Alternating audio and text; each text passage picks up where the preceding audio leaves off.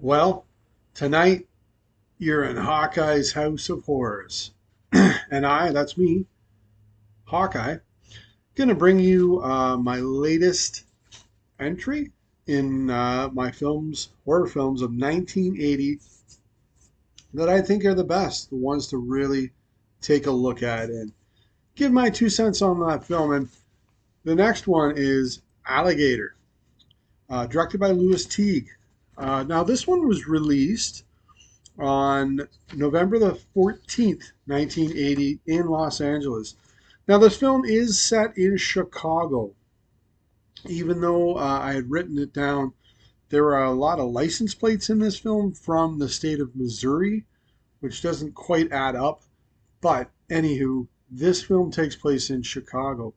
Now, as I said, this was directed by Louis Teague. Through his career, he's directed other horror films as well. This is not his only one. Um, to name a few of the ones that I've seen, there's Cujo as well as Cat's Eye, both of them written by Stephen King, as well as Wedlock from, I believe, 1991. Now, the story to this film was done by Frank Ray Pirelli and John Sayles. Now, Pirelli had written some other horror films in his career. I think there was like somewhere around 10 films he's written for. And just to name a couple, there was The Mansion of the Doomed, as well as Zoltan, Hound of Dracula. Now, I haven't seen any of his other films, but those were a couple that he had written prior to Alligator back in the 1970s. Now, John Sayles, he absolutely has written some other really good horror films. And during this period, he ended up writing a couple of Joe Dante films, that being Piranha and The Howling, which I thought was great. The Howling is a werewolf film from 1981, Piranha from 1978.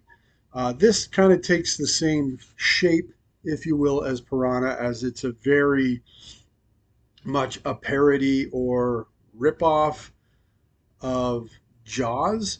Piranha was more so, but this is definitely like in the monster movie vein that Jaws was.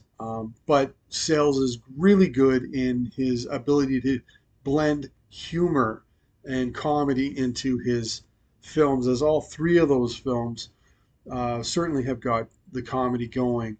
And to add to this film, like Motel Hell, the last one that I had done, this is a really good mix of comedy and action and violence and monster movie all combined into one. And as I read, Sales had read the Pirelli script and just crumpled it up, threw it away, and started anew. Pirelli certainly has got writing credits for this, but it looks like this may be what you're seeing is pretty much John Sayles' script. Now, when this movie was made, it had a budget of $1.75 million. Now, it really did really well at the box office as it raked in just under 6.5 million. When converting that into today's money, it would make $24 million, and that's on a budget of just over $6 million. So it did really well, um, almost getting 4 times the amount that they put into the budget on box office returns. So that's really good. And I must say, I'm going to watch it again and give you a review for that. There is a sequel to Alligator called, believe it or not, Alligator 2, The Mutation. But that one didn't come out for 10 years. And looking at the box office returns, it's a bit of a surprise it took them that long to make a sequel. I understand when you watch the movie, uh, it doesn't exactly open a ton of doors for a sequel. Uh, but hey, I'm surprised nobody gave it a chance. I must say I'm kind of glad because that might have been really stupid. or dumb or just corny. Now, to go through the story of the film, as well as the performances and the actors in particular roles in the film, um, at the beginning of the film, we're introduced to Marissa Kendall, who is, I believe, 10 years old, 10 to 12 years old in that range. Along with her parents, she goes to Gator World or something like that. So, quite early, when we see Marissa sitting with her parents watching this gator show, she definitely has an interest in alligators. And that interest ranges from knowing or understanding the power of these alligators, going towards like a fascination of them. Um, because after the show, she gets set up with a pet, and it's an alligator. She gets this little alligator, she takes it home, and that's her pet. And she names this alligator Ramon. Now, her dad comes home one day, he's all pissed off, and he flushes the alligator down the toilet. Into the sewers he goes. Then you fast forward 12 years later, and this alligator is mammoth size in the sewers, living right in the sewers of Chicago. And that leads towards this being like an urban legend, that old story of someone flushing an alligator down the toilet and then it living in the sewers of the city.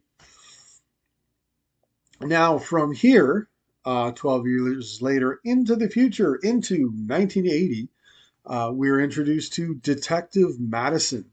Now, this is played by Robert Forster, and I think he does a really good job here.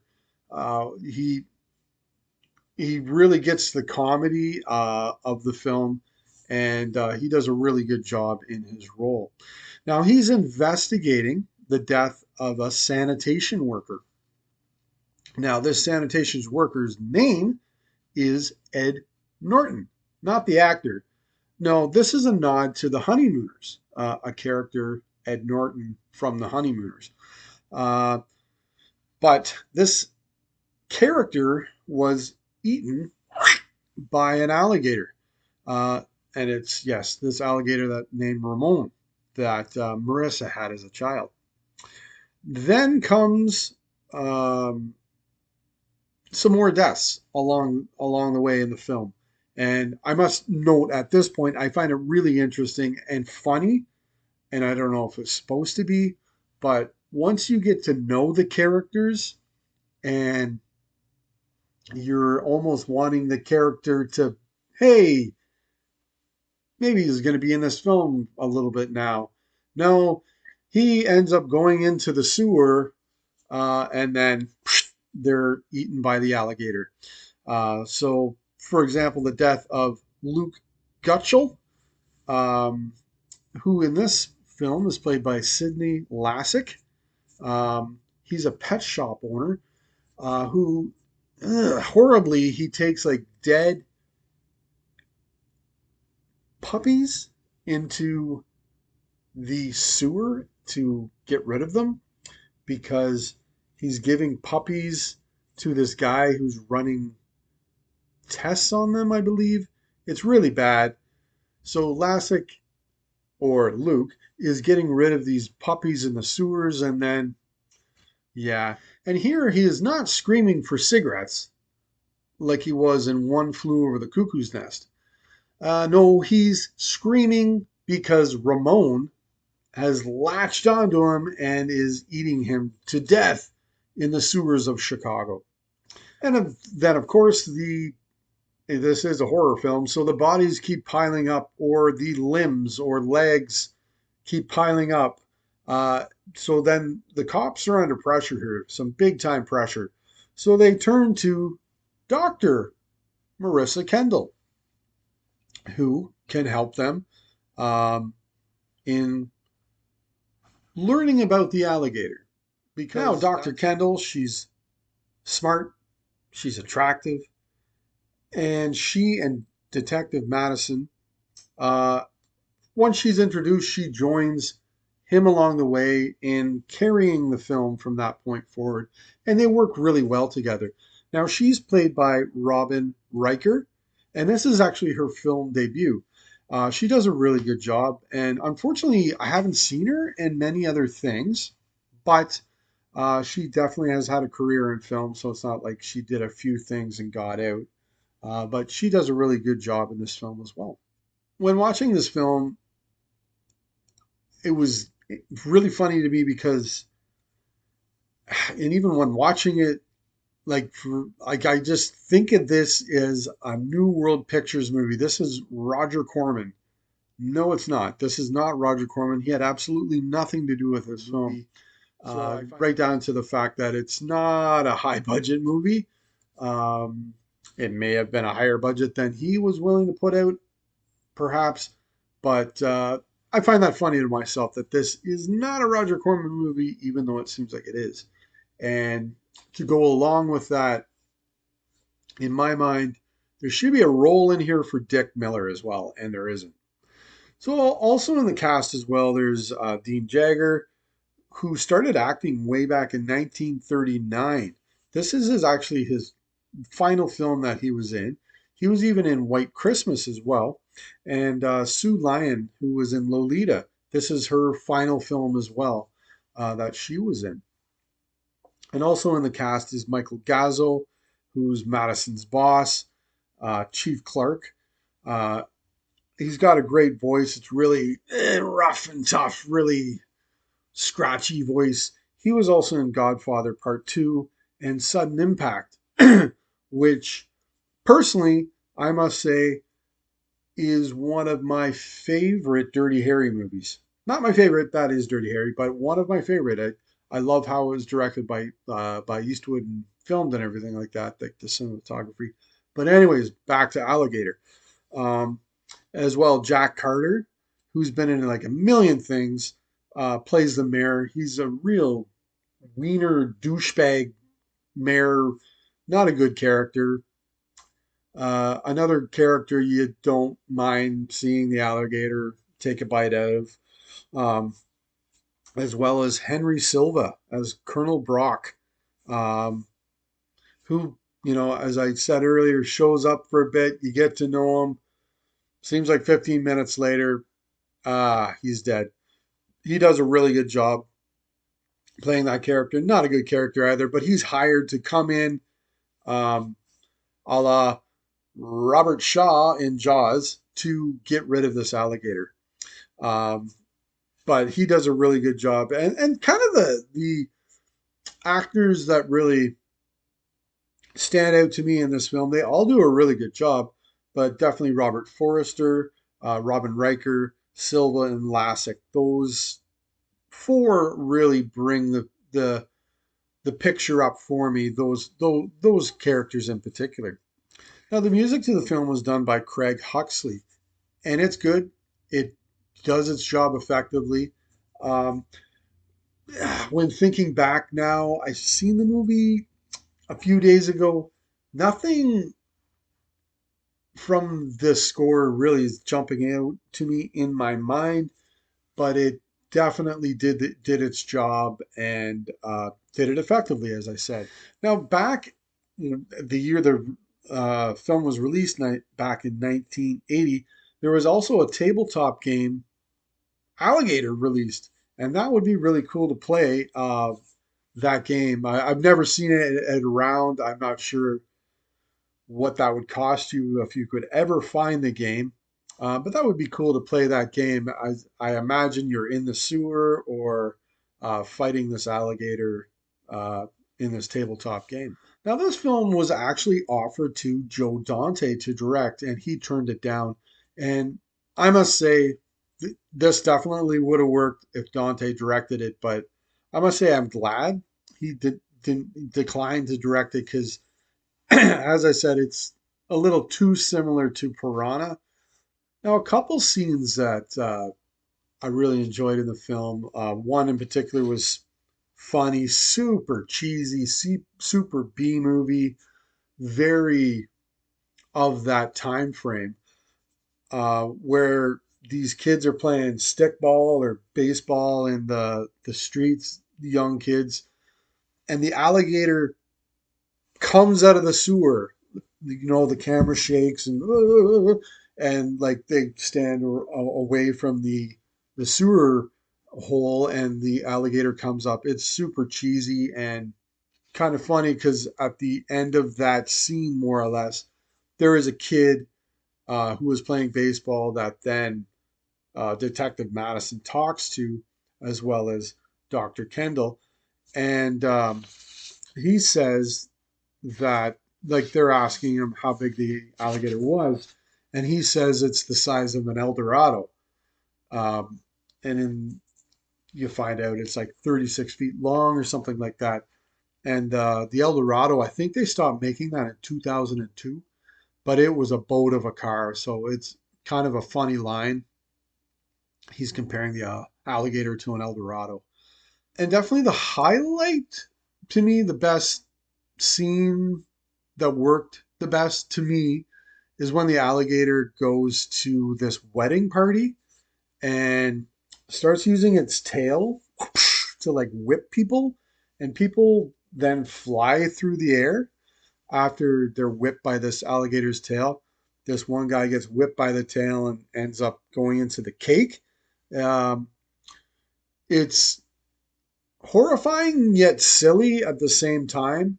Because if I was there, I wouldn't be standing there laughing, but it's funny to watch from away from the scene like that. One thing I wrote down that I found interesting was Marissa, Dr. Kendall. She is not aware at the end of the film that the alligator that is ripping through Chicago um, and killing people was actually her own pet that when she was a kid. She believed that her pet died, and at the end of the film still believes that. Um, so it's crazy that it was her pet that's running around killing people, and nobody actually knew where this alligator came from. So I found that kind of funny as well. Now, as well, I'm surprised with this film that no one has remade it.